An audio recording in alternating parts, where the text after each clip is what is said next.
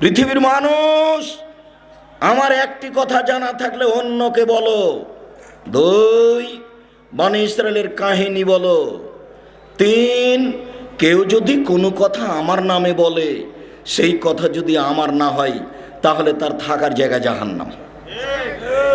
এখন মুকশেদুল মুমিনিনের বইয়ের প্রথম দিকে আছে, কে যদি 1 ওয়াক্ত নামাজ কাজা করে তাহলে 80 হোক বা জাহান্নামে থাকতে হবে। এইবার ওই যদি এখন রাসূলের কথা না হয়, তাহলে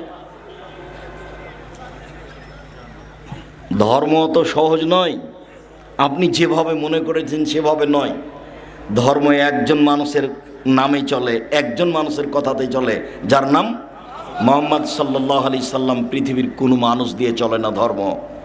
আব্দুর রাজ্জাক সাহেব মধ্যের বাক্যটা যে বললেন বনী ইসরায়েলের কাহিনী, ওখান থেকে আমাদের একটু বলেন তো বনী ইসরায়েলের কাহিনী বলতে কি। একটু দেখেন তাহলে বনী ইসরায়েলের কাহিনী বলতে কি।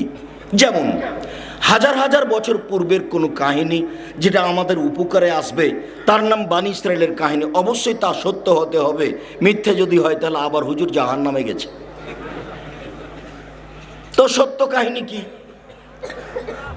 আবু হুরায়রা রাদিয়াল্লাহু তাআলা আনহু বলেন, রাসূল সাল্লাল্লাহু আলাইহি সাল্লাম বলেছেন, লাম ইয়াতাকাল্লাম ফিল মাহাদি ইল্লা সালাসা। পৃথিবীতে মাত্র 3 জন দুধের বাচ্চা মায়ের কোলে কথা বলেছে। দুধ খেতে খেতে শিশু বাচ্চা মায়ের কোলে কথা বলেছে। 1 ঈসা, 1 নম্বর হলো ঈসা আলাইহিস সালাম। দুধের বাচ্চা মানুষ সমাজে নিয়ে এসেছেন মারিয়াম। জনগণ দেখে বলছে, ছি ছি ছি ছি ছি ছি, এর বাপ কত ভালো মানুষ, এর মা কত ভালো মানুষ, এরা জেনার সন্তান নিয়ে এসেছে। কার সাথে ধরা পড়ে জেনার সে সন্তান নিয়ে এসেছে, অবৈধ সন্তান নিয়ে এসেছে। ছি ছি ছি ছি, এর বাপ কত ভালো মানুষ, এর মা কত ভালো মানুষ। উনি নিজেও বলছিলেন যে আমি সন্তান জাতিকে কি দিয়ে বুঝাবো, কুনতু নাসিয়া মানসিয়া। আমি যদি মিটে যেতাম সমাজ থেকে, কেউ জানতো না যে পৃথিবীতে মারিয়াম আছে। আমি যদি এরকম হয়ে যেতাম তাহলে কত ভালো হতো। আমি জাতিকে কি দিয়ে বুঝাবো যে এটা আমার সন্তান, আমার যে স্বামী নাই। যখন জিবরাইল বললেন যে আপনার একটা সন্তানের খবর দিতে এসেছি, তখন মারিয়াম বললেন, আন্নালি গোলাম, আমার সন্তান কি করে হতে পারে। লাম ইয়ামসাসনি বাশারুন আলামাকু বাগিয়া, আমার বিবাহ হয়নি, আমি ব্যভিচারিণীও নই, আমার সন্তান কি করে হতে পারে। আমার বিবাহ হয়নি, আমি ব্যভিচারিণীও নই, আমার সন্তান কি করে হতে পারে। তখন আগন্তুক জিবরাইল বলছেন, একুল রব্বুকা আলাই হাইয়েন, আরে তোমার প্রতিপালক বলছে যে এটা আমার কাছে একেবারেই সহজ। আমি তো বাপ মা ছাড়াই আদমকে তৈরি করেছি, আর ঈসাকে করেছি বাপ ছাড়া মাকে দিয়ে। এটা আমার কাছে কোনো ব্যাপার নয়, আমি বললেই হয়ে যায়, কুন ফায়াকুন হয়ে যায়। এটা আপনার প্রতিপালক বলছে। তো সন্তান হয়ে গেল, এখন জাতিকে বুঝাবে কি দিয়ে? বুঝাতে পারে না। এখন সব জাতিকে ইশারা করছে এদিকে, বাচ্চাটাকে কথা বলে। তখন বাচ্চা বলছে, ইন্নী আব্দুল্লাহ আনা নবী, আমি হচ্ছে আল্লাহর বান্দা, আমি হচ্ছে নবী। দুধের বাচ্চা কথা বলছে। 2, ওয়াকানা রাজুলুন ফি বনী ইসরাইল ইউকালু লাহু জুরাইজ। আজ থেকে হাজার হাজার বছর পূর্বে একটা লোক ছিল, যার নাম ছিল জুরাইজ। ইসাল্লি ফি সাওমাতিহি, সে তার গির্জা ঘরে ইবাদত করছিল।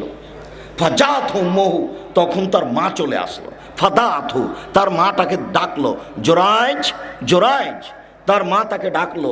তখন সে মনে মনে বলতে লাগলো, উজিবা উসাল্লি, এখন আমি আমার মায়ের ডাকে সাড়া দিব না সলাত আদায় করব। আমি আমার মায়ের ডাকে সাড়া দিব না সলাত আদায় করব।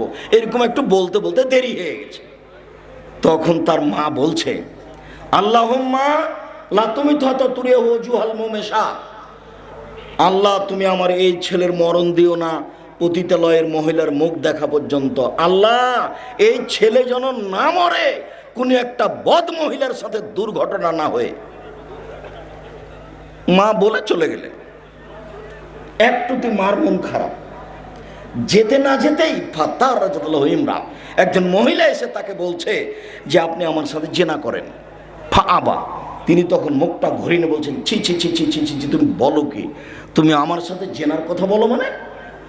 ফা তাতি রাইয়া। তখন মহিলা এক রাখালের কাছে আসলো। ফাম কানাতহু, মহিলা রাখালকে চেপে ধরলো, তার সাথে অন্যায় করলো। ফাওয়ালাদাত গোলামান, তার সাথে জেনাই করে একটা সন্তান জন্ম দিল। সন্তান যখন জন্ম নিল, তখন মহিলা বলল যে হুয়া মিন জোরাইজ, এই বাচ্চাটা হলো জোরাইজের। ফাতাহু, জনগণ গির্জাঘরের পাশে আসলো। ফাক্কাসারুহ, তার গির্জাঘরকে ভেঙে একবারে ধুলা ধুলা খান খান করে দিল। ওয়ানজালুহ, তারা তাকে গির্জাঘর থেকে টেনে হেঁচড়ে রাস্তায় নামিয়ে দিল। অসভ্য, তারা তাকে অকথ্য ভাষায় গালি দিতে লাগলো, যার যা মনে লাগে। হ্যাঁ বেটা, তুমি গির্জাঘরে ইবাদত করো আর জেনা করো, যার সন্তান হলো এইটা, সবাই স্বাভাবিকভাবে মন খারাপ করবে, যা হওয়ার তাই হলো। ফাকামা, জোরাইজ দাঁড়ালেন। ফাতাওয়াদ্দা, অজু করলেন। অসল্লা রাকাতাইন, 2 রাকাত সালাত আদায় করলেন। ফা আতাল গোলামা, এবার দুধের বাচ্চার কাছে আসলেন। দুধের বাচ্চার কাছে এসে বলছেন মানাবুকা, ও দুধের বাচ্চা, বলো তো তোমার বাপকে? তখন দুধের বাচ্চা বলছে আবিয়ার রাই, আমার বাপ হচ্ছে রাখাল। কালু, জনগণ বলল নাবনি সৌমাতাকা বিধাব, শোনেন জোরাইজ, আপনার গির্জাঘর আমরা স্বর্ণ দিয়ে বানিয়ে দেব। তখন জোরাইজ বললেন লা ইল্লাদ্দিন, আমার গির্জাঘর স্বর্ণ দিয়ে বানাতে হবে না, মাটি দিয়ে বানাতে হবে, যাহাই ছিল তাহাই করিতে হইবে। হাদিস মুসলিম। এরলাম বানি ইসরায়েলের কাহিনী। এই ছেলে, একটু বাইরে দেখো তো, যারা একটু হইচই করছে তাদের একটু হইচই বন্ধ করো তো, যারা তোমরা দায়িত্ব পালন করছো। যারা আশেপাশে হইচই করছে তাদেরকে দূরে বিদায় করে দাও। যারা দোকানপাটে আছেন তাদেরকে আমি অনুরোধ করছি কিছুক্ষণ কথা লেনদেন ক্রয় বিক্রয় বন্ধ করুন। এর নাম বানি ইসরায়েলের কাহিনী। এই হাদিসে আমাদের বোঝার কি আছে? এই হাদিসে আমাদের বোঝার আছে, জীবনে কোনোদিন ছেলে মেয়ের জন্য বদদোয়া করবেন না। ছেলে মেয়ে যদি আপনাকে মারে, আপনাকে গালি দেয়, আপনার হাত পা ভেঙে দেয়, তবুও আপনি আল্লাহকে বলবেন না আল্লাহ তুমি এই ছেলেকে ধ্বংস করো। ছেলেকে বলবেন না তোকে ত্যায্যপুত্র করলাম, তোকে ত্যায্যপুত্র করলাম, তুই বাড়ি থেকে বের হয়ে যা, তোকে জমি দেবো না, এই করবো না সেই করবো না, কিছু বলবেন না। তাড়াহুড়া করে অজু করে ভিতরে ঢুকে 2 রাকাত সালাত আদায় করে আল্লাহকে বলেন আমাকে ছেলে ফিরিয়ে দাও। আমি তো এই ছেলে চাইনি, আমি অনেক কষ্ট করে ছেলে মানুষ করেছি, তুমি আমাকে ছেলেকে ফিরিয়ে দাও। কান্নাকাটি করে চোখের পানি ঝরিয়ে বলেন। একটু পরে ছেলে এসে পা ধরে ক্ষমা নিবে, দিয়ে বলবে আব্বা আমার ভুল হয়েছে, জীবনে আপনার সাথে এই আচরণ করবো না। কথা মনে হয় বুঝাতে পারলাম না। জীবনে কোনোদিন পরস্পর সবকে বলে দিবেন ছেলে মেয়ের জন্য বদদোয়া করবেন না। 1 নম্বর শিক্ষা এখানে।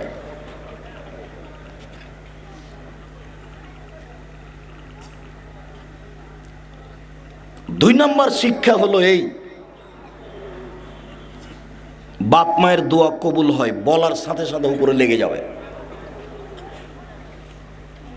মধ্যে কোনো এর নাই, অন্তরাল নাই, আর নাই। 3 নম্বর হলো যে সবচেয়ে জঘন্য কাজ মানুষকে অপমান করার, নিচে নামিয়ে দেওয়ার এই অশ্লীল ঘটনা। 4 নম্বর হলো মানুষ যদি বিপদে পড়ে তাহলে সুন্দর করে অজু করে 2 রাকাত সালাত আদায় করে কান্নাকাটি করে আল্লাহকে বললে আল্লাহ হাতে হাতে শুনে নেবেন, তার প্রমাণ এটা।